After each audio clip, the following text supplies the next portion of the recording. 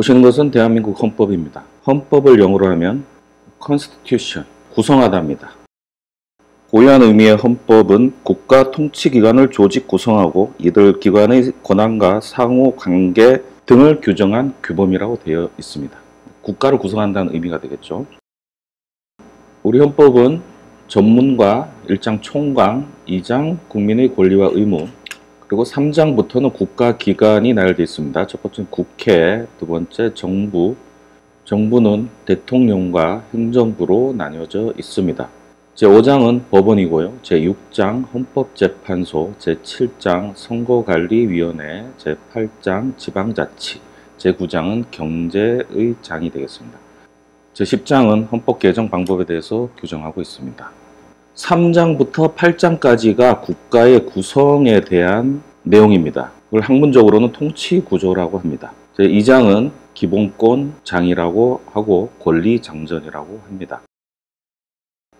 대한민국 헌법의 기본 원리는 제1장 총강을 통해서 알 수 있습니다. 첫 번째, 대한민국의 주권은 국민에게 있다는 국민주권주의, 평화통일을 지향하는 통일에 대한 기본 원칙, 침략적 전쟁을 부인하는 국제평화주의, 전통문화의 계승 발전과 민족문화 창달에 노력한다는 문화국가의 원리, 그리고 제2장 권리장전을 통해서 보장하는 자유민주주의, 그 다음에 복지국가의 원리가 우리 헌법의 기본 원리가 되겠습니다. 이렇게 우리는 헌법을 통해서 대한민국이라는 국가를 만들고 권력을 나눠서 각 국가기관에 나눠주고 국민의 기본권을 보장하는 형태로 운영되고 있습니다. 자, 여러분은 대한민국 헌법에 대해서 배우셨습니다. 여러분은 지금 헌법 공부를 한 게 아닙니다. 여러분, 저에 대해서 얼마나 아십니까? 저는 변호사, 세무사, 변리사, 공인중개사 자격을 갖고 있습니다. 형사법과 손해배상 전문 변호사입니다. 서울중앙지법 민사조정위원을 한국가정법률상담소 백인변호사단 416 트라우마센터 자문하고 있고요. 경기도지사로부터 유공표창을 수상한 바 있습니다. 대한변협이 매년 발간하는 인권보고서 집필위원, 성남시 의료원 인사위원, 경기도 소방방재본부 인사위원입니다. 안산시장으로부터 감사패를 받은 적이 있고요. 안산시 의사회로부터 표창을 받은 적이 있습니다. 지방변호사에서 청년변호사회를 조직해서 대표를 맡은 적이 있고 청년이사로 활동한 적이 있습니다. 검찰청 형사조정위원, 경찰서 경미범죄심사위원, 외국인과 탈북민 인권을 위해 활동을 한 적도 있습니다. 자, 여러분은 어디 가서도 말할 수 있을 정도로 저를 잘 알게 되셨습니까? 아니죠. 저런 정보는 저를 설명하기에 부족하거나 오히려 오해를 불러일으킬 수 있습니다. 헌법이 그렇습니다. 여러분에게 헌법의 실체를 알려드리겠습니다. 앞서 말씀드린 헌법의 개념은 고유한 의미의 개념이라고 합니다. 어느 조직이나 그 조직을 구성하는 형태만 나열하면 그것이 헌법이 됩니다. 그러한 헌법은 우리가 배울 필요가 없습니다. 우리가 지금 헌법을 배우는 이유는 다른 곳에 있습니다. 그 헌법을 고유한 의미의 헌법과 구별해서 근대 입헌주의 헌법이라고 합니다. 앞선 시간에 근대를 열어제친 시민혁명에 대해서 말씀드렸습니다. 억압되어 있던 사람들이 최소한의 권리인 자유권을 주장하며 근대를 열어제친 사건에 대해서 말씀드렸습니다. 그때 비로소 사람은 피지배 계층이 아니라 세상의 주인으로 나타난 겁니다. 태어나자마자 절대 권력에 복종하는 존재, 내 소유라는 것은 없고 나의 생명 신체는 다른 누군가의 처분에 의해서 좌우되는 존재, 존엄한 존재보다는 물건 취급에 가까운 존재, 이러한 시대를 떨쳐내고 비로소 내가 세상의 주인이고 나는 태어나자마자 존귀한 존재며 행복하기 위해 태어난 사람, 내가 내 삶을 결정하고 자유롭게 행동하며 내 것을 가질 수 있는 그런 세상, 그런 근대가 열린 것입니다.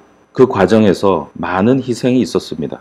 그리고 이렇게 쟁취해낸 천부 인권을 기록하고 국가로 하여금 그 기록에 도장을 찍도록 만든 것, 그게 근대 입헌주의 헌법입니다. 그렇게 만들어진 헌법이 전 세계로 전파되면서 우리나라에까지 왔고 1948년 최초로 헌법이 제정된 겁니다. 그럼 이 헌법에서 가장 중요한 내용이 무엇이냐? 제2장 권리장전입니다. 10조부터 39조에 이르는 이 권리장전이 헌법의 전부라고 보시면 됩니다. 저 내용 때문에 국가를 구성하는 거고, 국가기관을 만드는 거고, 권력을 나누는 거고, 대한민국의 정체성을 규정하는 겁니다.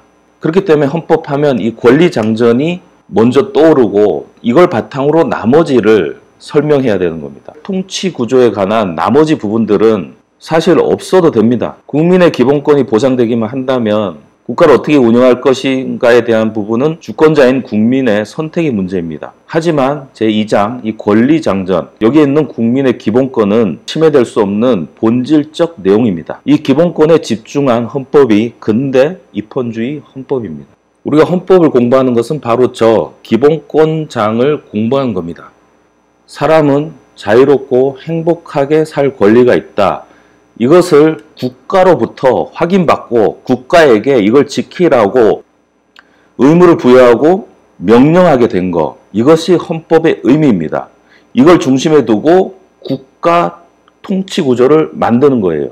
국회니 정부니 사법부니 선거관리니 모두 국민의 권리를 어떻게 지킬 것인가, 어떻게 보장할 것인가 라는 국가의 의무 차원에서 만들어지고 해석되는 겁니다. 이 기본권을 떠나서 국가를 설명하거나 국가 통치 구조를 설명하는 것은 있을 수 없는 일이에요.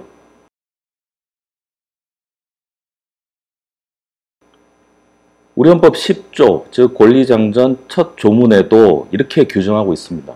모든 국민은 인간으로서의 존엄과 가치를 가지며 행복을 추구할 권리를 가진다. 국가는 개인이 가지는 불가침의 기본적 인권을 확인하고 이를 보장할 의무를 진다.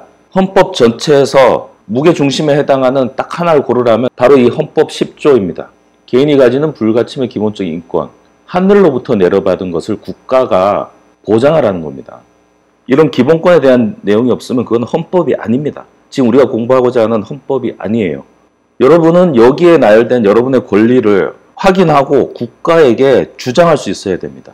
내가 어떤 권리를 가졌는지 주장하고 국가가 만든 법이나 제도가 내 기본권에 침해되면 그것을 당당하게 무효라고 따질 수 있어야 됩니다. 그 무효라고 따지는 내용도 이 헌법 안에 있죠. 헌법재판소 111조 법원의 제청에 의한 법률의 위헌 여부 심판, 법률이 정하는 헌법소원에 관한 심판. 이게 뭐냐면 국가가 만든 법률이나 국가의 공권적 행사에 대해서 그거는 내 기본권을 침해하니까 무효야 라고 선언해주는 제도예요. 이렇게 헌법은 국민의 기본권을 보장하기 위한 메커니즘을 갖고 있습니다. 이걸 평면적으로 두고 국가는 이렇게 구성되어 있구나 이렇게 접근할 게 아니라 나에게 어떤 권리가 있고 그 권리를 보장하기 위해서 국가가 어떻게 구성되어 있는지, 내 권리가 침해될 때 또 국가는 어떤 작용에 의해서 그것을 바로잡는지, 이런 측면에서 헌법을 들여다봐야 됩니다. 그것이 헌법 공부입니다. 국민 주권이 왜 필요합니까? 그 자체가 중요한 게 아니잖아요. 그것이 내 기본권 보장에 가장 적합하기 때문에 국민주권주의를 취하고 있는 겁니다. 국제평화주의, 침략적 전쟁을 왜 부인합니까?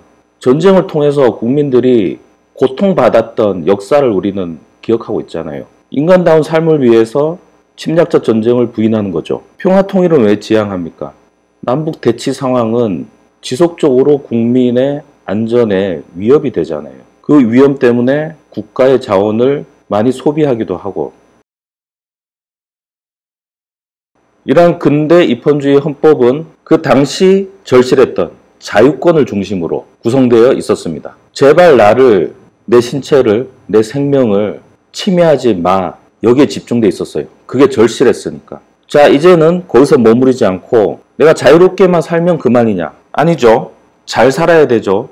굶지만 않으면 되는 게 아니라 맛있는 것도 먹을 수 있고 문화생활을 누릴 수 있고, 이렇게 해서 인간다운 삶을 보장하는 것까지 국가에 요구하게 되었습니다. 근대 입헌주의 헌법에서 한 단계 더 나가서 현대 복지국가 헌법으로 발전된 겁니다. 우리는 현대 복지국가 헌법 속에서 살고 있습니다. 기본권장을 보시면 12조 보시면 모든 국민은 신체의 자유를 가진다. 이것은 자유권적 기본권입니다. 근대 입헌주의 헌법의 산물이죠. 고문을 받지 않는다. 압수수색 당할 때는 절차에 따라야 된다. 체포 구속 당할 때는 변호인의 조력을 받는다. 이러한 자유권적 기본권은 근대 입헌주의 헌법의 산물입니다. 13조도 모든 국민은 행위시 법률에 의하여 범죄를 구성하지 아니하는 행위로 소추되지 않으며, 옛날에는 법이 없는 상태에서 제가 미워 이러면 그 자리에서 법을 만들어서 그 자리에서 처벌했어요. 그렇게 하지 말라는 거예요. 내가 행위할 때 없던 법 갖고 나중에 나를 건들지 마라. 이게 다 자유권적 기본권의 내용입니다. 거주 이전의 자유도 마찬가지고 직업 선택의 자유. 이 기본권들은 자유권적 기본권의 하나입니다. 근데 현대로 오면서 여기에 머무르지 않죠. 34조 모든 국민은 인간다운 생활을 할 권리를 가진다. 생활 능력이 없는 국민은 법률이 정하는 바에 의해 국가의 보호를 받는다. 자유롭기만 하면, 자유로운 사람끼리 무한 경쟁하게 국가가 놔두면 잘 사는 사람은 계속 잘 살고 가진 게 없는 사람들은 기회를 얻지 못하는 불평등이 생깁니다. 그래서 단순히 자유롭게 놔두는 것이 아니라 평균 이상의 삶을 살 수 있게, 더 나아가서 행복하고 충분하게 삶을 누릴 수 있게 하는 것도 국가의 의무라고 선언하기에 이른 것입니다. 사회권적 기본권입니다. 그냥 자유롭게만 살게 해달라, 그냥 나를 건들지만 마라, 이렇게 했던 것이 자유권적 기본권이었다면 부족한 부분은 메꿔달라, 이것까지 국가에게 요구하고 국가는 그걸 해줘야 된다는 의무로 규정한 것, 이것을 사회권적 기본권이라고 부릅니다. 이 사회권적 기본권이 포함된 헌법이 현대 복지국가 헌법입니다. 달리기를 한다 치면 앞에 잘 달리는 사람은 방해하지 않고 두는 거예요. 그런데 뒤에 넘어져 있는 선수, 부상당한 선수는 쫓아가서 부축해주고 차에 태워주고 하면서 그 경주를 달릴 수 있게 도와주는 겁니다. 이게 현대 복지국가 헌법의 원리입니다. 코로나와 같은 재해가 발생했을 때 그 재해의 크기는 모두 똑같지가 않죠. 이 상황에서도 돈을 많이 버는 사람이 있고 이 상황에서 폐업을 하는 사람도 있습니다.